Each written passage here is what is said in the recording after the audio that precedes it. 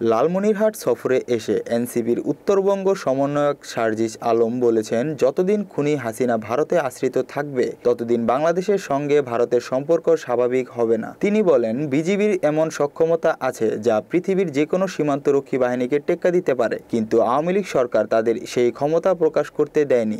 বাংলাদেশ থেকে খুনি হাসিনার পরিবার ভারতের কোম্পানিগুলোর সাথে নেগোসিয়েশন করে তাদের থেকে লক্ষ লক্ষ কোটি টাকা পার্সেন্টেজ দিয়েছে।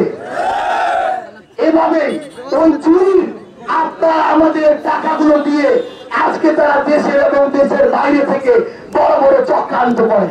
সার্জিস আরও বলেন, সক্ষমতা মানে শুধু অস্ত্র নয়, হৃদয়ে সাহস থাকতে হয়। সেই সাহসেই 1971 সালে আমরা স্বাধীনতা অর্জন করেছিলাম। ভারতের প্রতি বার্তা দিয়ে তিনি বলেন, বাংলাদেশের সঙ্গে সম্পর্ক রাখতে চাইলে সমতার ভিত্তিতে রাখতে হবে, দাসত্বের নয়। লালমনিরহাটের পাটগ্রাম, হাতীবান্ধা, কালীগঞ্জ, আদিতমারী ও সদর উপজেলা তার এসব বক্তব্য তুলে ধরা হয়। পথসভায় আরও উপস্থিত ছিলেন এনসিপির সাদিয়া ফারজানা বিনা, রাসেল আহমেদ ও রকিবুল হাসান প্রমুখ।